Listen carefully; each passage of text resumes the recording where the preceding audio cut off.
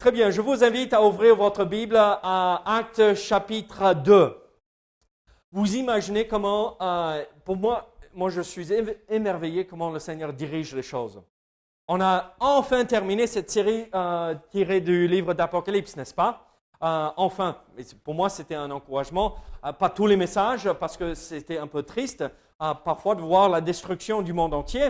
Mais après, on a commencé, j'avais planifié là en décembre, quand on allait regarder le livre des Actes des Apôtres. Mais qui aurait cru qu'on tombe sur chapitre 2, le jour de Pentecôte?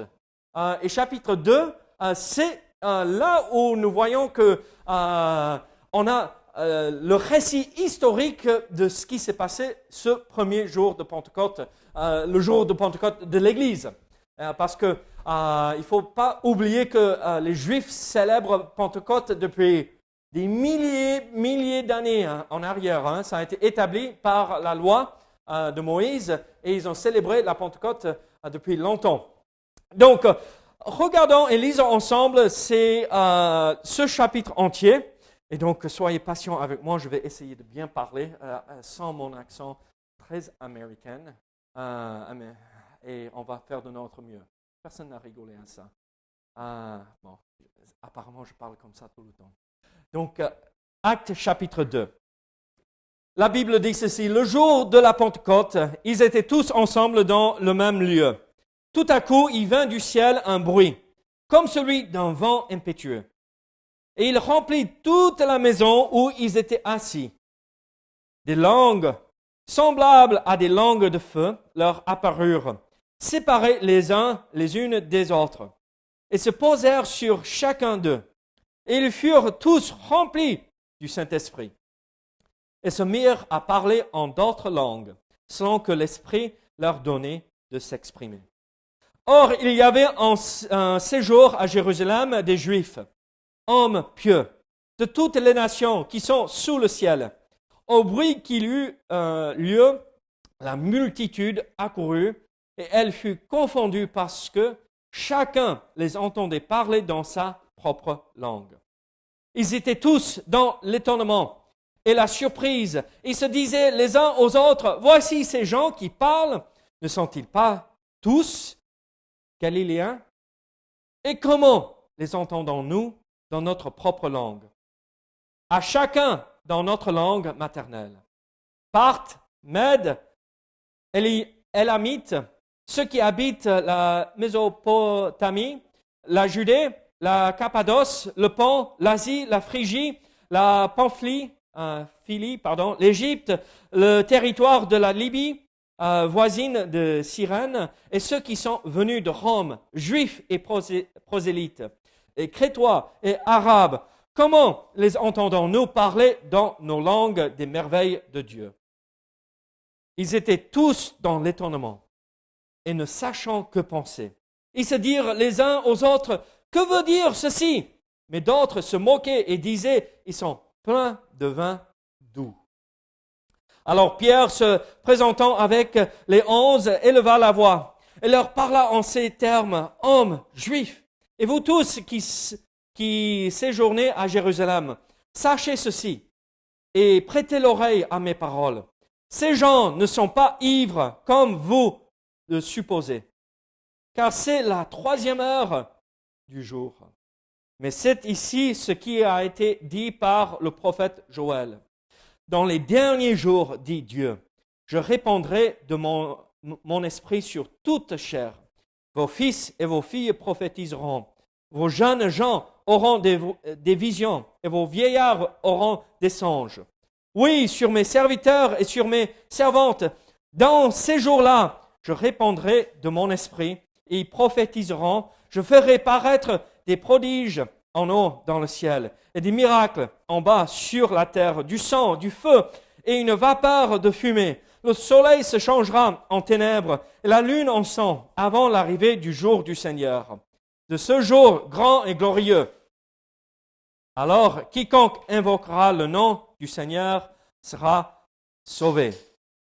Hommes israélites, écoutez ces paroles. Jésus de Nazareth, cet homme à qui Dieu a rendu témoignage devant vous par les miracles et les prodiges et les signes qu'il a opéré par lui au milieu de vous. Quand vous le savez vous-même, cet homme livré selon le dessein arrêté et selon la préscience de Dieu, vous l'avez crucifié, vous l'avez fait mourir par la main des impies.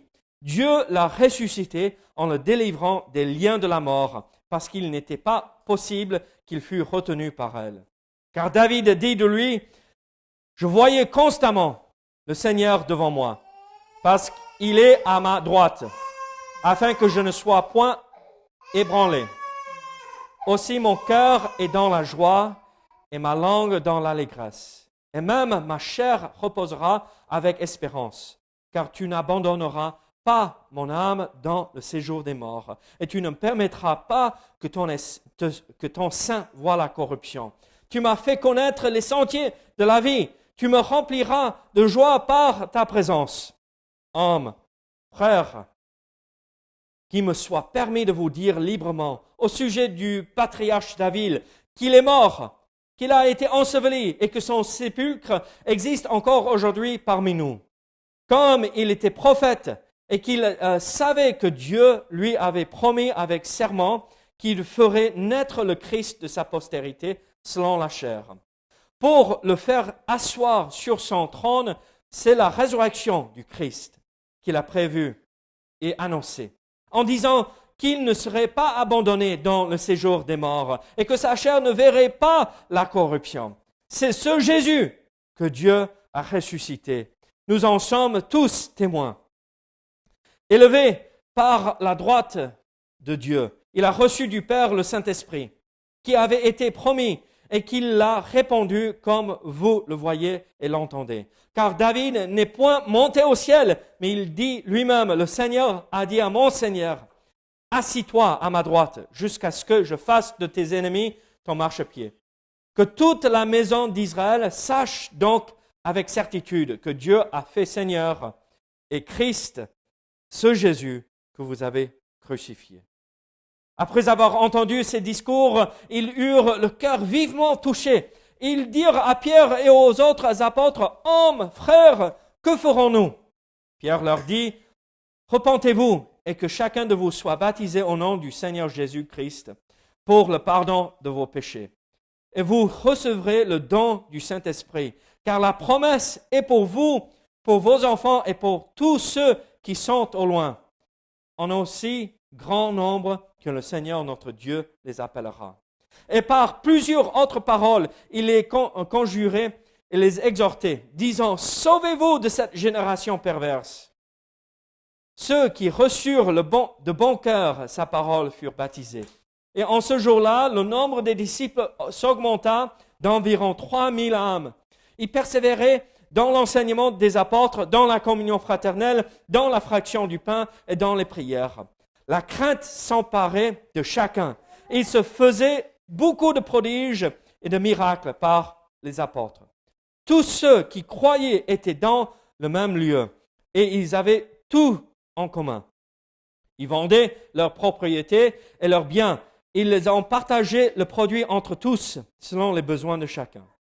Ils étaient chaque jour tous ensemble assidus au temple. Ils rompaient le pain dans les maisons. Ils prenaient leur nourriture avec joie et simplicité de cœur, louant Dieu et trouvant grâce auprès de tout le peuple.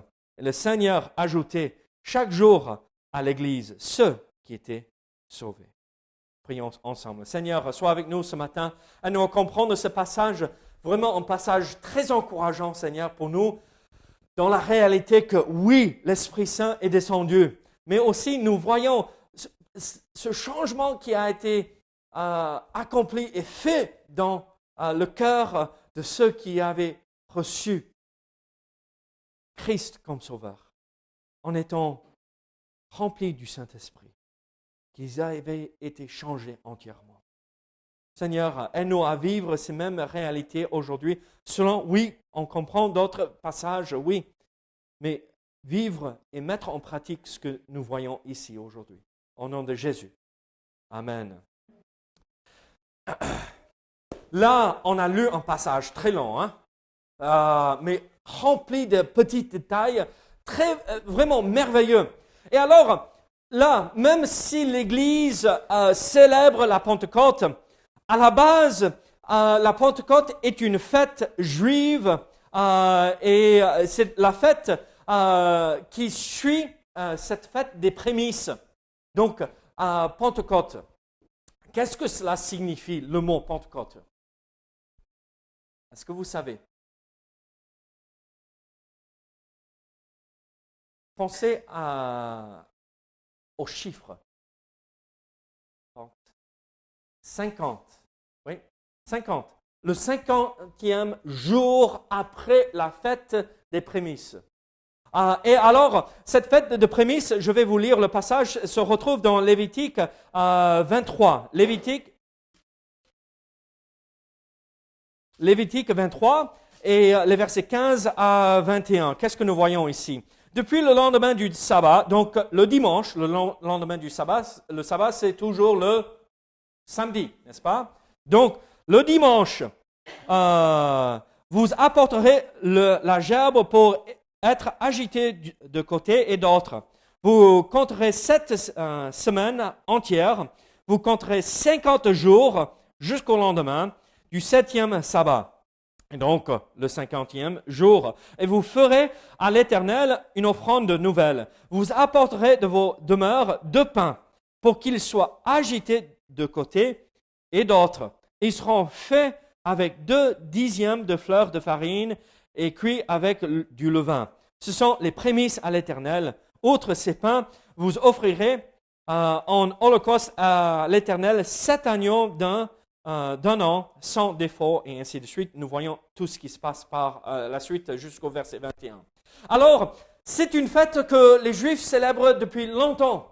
Vous vous rappelez, il y a juste quelques semaines de cela, ils célébraient en Israël cette fête des prémices et il y a eu des attentats et il y a eu, pas des attentats, pardon, un attroupement en Israël et les gens ont été écrasés parce qu'il y avait trop de monde et ils célébraient cette fête. Et là, on se pose la question, mais pourquoi on célèbre une fête juive? Mais en fait, la réalité de cette fête juive avec les prémices et avec la fête de Pentecôte pour les Juifs, ça symbolise l'Église. Vous avez vu les 2 pains qu'ils apportaient, n'est-ce pas? Les 2 pains. Pourquoi 2 pains? Parce que 2 peuples allaient être réunis dans un seul corps, l'Église. Pourquoi du levain? Dans la Bible, surtout dans l'Ancien Testament, le levain représente toujours le monde et le péché, n'est-ce pas? Mais pourquoi on fait cuire du pain avec du levain et on l'offre quand ça représente à l'Éternel et ça représente le péché et le monde? Mais parce que l'Église, est-ce que nous sommes parfaits ici? Qui n'a pas péché cette semaine? C'est des images que Dieu utilisait pour préparer Israël pour la suite.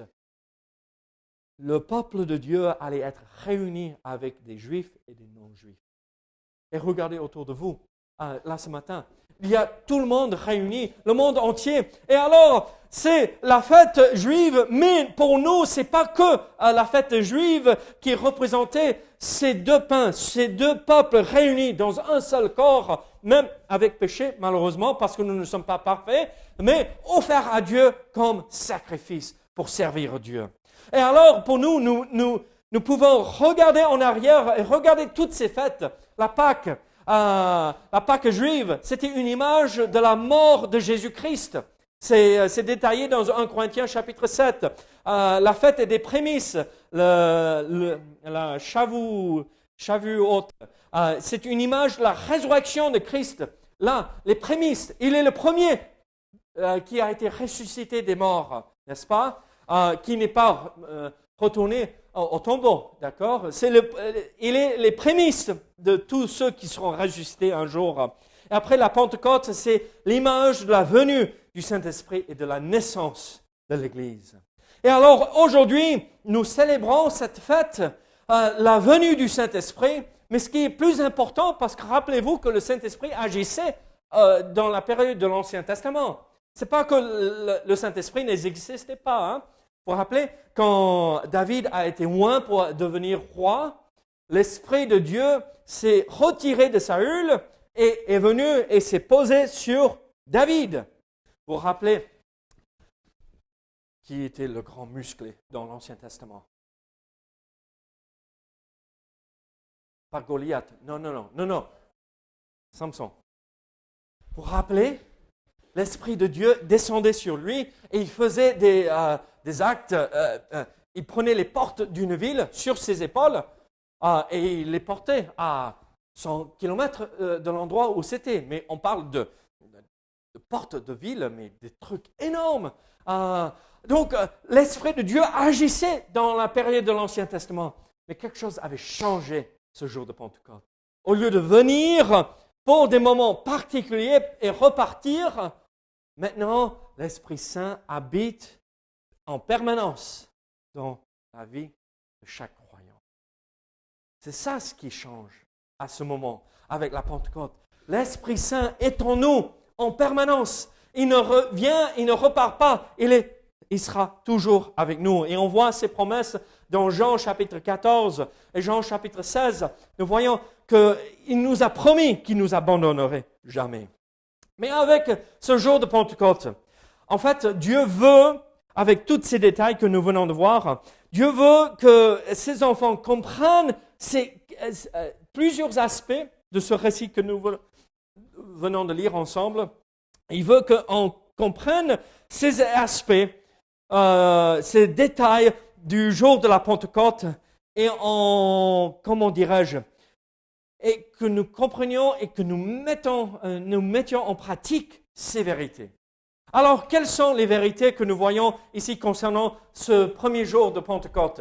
En fait, nous voyons ici 3 éléments très importants. Dans les versets 1 à 13, nous voyons le miracle de la venue du Saint-Esprit. Nous n'allons pas relire tous les détails ici parce que nous n'avons pas le temps, mais qu'est-ce que nous voyons ici? Ce miracle, le jour de la Pentecôte, c'était un jour extraordinaire. Ils étaient tous dans la chambre haute, ils étaient tous en train de trembler parce qu'ils croyaient que les Romains allaient venir les tuer, parce qu'ils avaient suivi Jésus, et là, Jésus n'est plus dans le tombeau, il a passé 40 jours avec eux sur la terre, il est reparti. Mais maintenant, notre chef, il n'est plus là. Qu'est-ce qu'on fait? Et Christ leur a dit, vous vous rappelez la semaine dernière, retournez à Jérusalem et attendez. Et ils sont rentrés à Jérusalem, ils attendaient. Et le jour de la Pentecôte, pour eux, dans leur tête, ils ne pensaient pas à toutes ces images que nous venons de voir ensemble avec Pâques, la fête des prémices et la Pentecôte. Ils ne comprenaient pas tous ces détails, mais ce jour-là, l'Esprit Saint est descendu. Et c'était un miracle, quelque chose d'extraordinaire. Nous voyons dans les versets 2 à 3 qu'une langue de feu, c'était une image pour qu'ils comprennent ce feu, ce zèle que l'Esprit Saint allait leur confier pour qu'ils soient des témoins pour eux, est descendu. Et après, cette langue, cette image, s'est séparée et s'est posée individuellement sur chacun de ces 11 personnes, les 11 disciples et les 120 autres personnes. Alors, nous voyons que l'Esprit est venu. Mais ce n'est pas simplement ça, mais en verset 5, nous voyons qu'ils ont été baptisés du Saint-Esprit. Et là, ça change complètement de ce que nous croyons, parce que, rappelez-vous, que c'est la première fois. À partir de ce moment-là, ils étaient tous baptisés d'un seul coup. Mais là, la Bible dit, à partir de là, dans 1 Corinthiens chapitre 12, que tous ceux qui croient sont baptisés à ce moment-là. Et le baptême, qu'est-ce que c'est le baptême? Oui, Caris. Oui, on est plongé dans l'eau, c'est ça? On est sauvé et après on est plongé dans l'eau. Mais c'est une image de ce qui se passe, en fait, n'est-ce pas? De ce qui s'est déjà passé. On s'identifie à la mort de Jésus, il est enseveli, et quand nous sortons de l'eau, on ressuscite à cette nouvelle vie en Christ. Et là, c'est le baptême représente ça, le baptême d'eau. Mais là, ce n'est pas le baptême d'eau, c'est le baptême de l'Esprit. Et qu'est-ce que ça représente? En fait, c'est là où on n'est pas identifié à la mort et la résurrection de Christ, parce que ça c'est le baptême d'eau, mais on est identifié au corps de Christ. C'est là, dans 1 Corinthiens chapitre 12, où nous voyons que nous rentrons dans le corps de Christ, l'Église. Alors, c'est là où cette nouvelle identité a commencé, l'Église. À ce moment-là, l'Église est née. Vous imaginez l'Église qui a fait tellement de bonnes choses à travers toute l'histoire, mais aussi en même nom de, entre guillemets, l'Église, parce que ce n'était pas l'Église, pas le vrai corps de Christ, on a fait pas mal de mauvaises choses, n'est-ce pas aussi? Mais alors, l'Esprit est venu, les a baptisés. En verset 2, nous voyons que l'Esprit les a remplis de l'Esprit. Et après, ils ont parlé. L'Esprit a parlé à travers eux. Regardez à partir du verset 4. Qu'est-ce que nous voyons?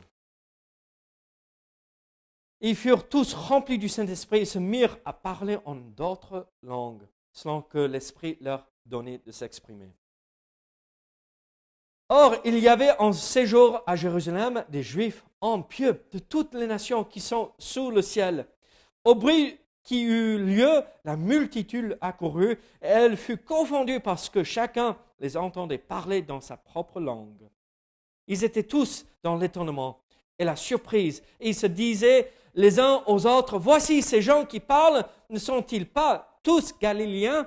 Et comment les entendons-nous dans notre propre langue, à chacun dans notre langue maternelle? Et après, il nous donne la liste des langues. Et regardez, verset 12, ils étaient tous dans l'étonnement, ne sachant que penser. Ils se disaient les uns aux autres, que veut dire ceci? Mais d'autres se moquaient en disant, ils sont pleins de vin doux. Alors, qu'est-ce que nous voyons ici? L'Esprit n'est pas simplement venu, l'Esprit n'a pas simplement baptisé les premiers disciples, il n'a pas simplement rempli ces gens-là, mais nous voyons ceci, l'Esprit a parlé à travers eux. Pourquoi? Pourquoi l'Esprit Saint avait parlé à travers ces premiers chrétiens? Pourquoi a-t-il agi de cette façon qui parle de langues étrangères, pas des langues farfelues, hein? On a la liste de langues ici. Du perse, des Mèdes, des gens de Cappadoce, des gens de Pont. Ils entendaient, c'est moi, I started speaking English, and all of you understood me speaking English. Ils parlaient des vraies langues, pas n'importe quoi. Ils avaient la liste des gens qui sont arrivés, des gens de l'étranger, des Juifs, mais leur langue maternelle était de l'anglais, de l'espagnol, de ceci, cela. Et quand les disciples, les 120 personnes avaient reçu l'Esprit Saint, ils parlaient dans ces langues-là. Mais pourquoi parler dans ces langues à ce moment-là? Mais pour quelle raison? Pour qu'ils comprennent. Et qu'ils comprennent les merveilles de Dieu. Et que l'Évangile s'adressait au monde entier. Rappelez-vous qu'il y avait seulement des Juifs là à ce moment-là. Il n'y avait pas de païens.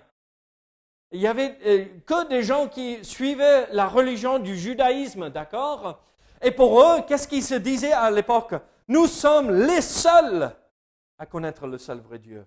Nous sommes le peuple élu. Et nous voyons cette même mentalité aujourd'hui chez les Juifs. Nous sommes le peuple de Dieu. On est à part et on est particulier. On n'est pas comme les autres. Et je dis Amen, c'est vrai. C'est un peuple à part. C'est le peuple élu. Mais Dieu n'a jamais conçu l'Évangile pour que ça soit que pour le peuple juif. Alors pourquoi parler dans leur propre langue, un langage humain pour qu'ils comprennent? Oui, l'Évangile est pour nous, mais aussi l'Évangile est pour le monde entier et qu'ils le comprennent dans leur langue maternelle. C'est pour que nous puissions avoir des Américains du Nord et du Sud, ici, avec des Européens, avec des Français, avec des Africains, tous ensemble, pour dire, nous formons une nouvelle identité. L'Église, le corps de Christ. Mais aussi, il y avait une autre chose. pourquoi l'Esprit a parlé dans ces langues? Nous n'allons pas prendre le temps aujourd'hui, parce que le temps nous échappe, mais si vous regardez, marquez ceci, notez ceci. Ésaïe 28, versets 11 à 13. Ésaïe 28, versets 11 à 13. 1 Corinthiens chapitre 14, verset 21.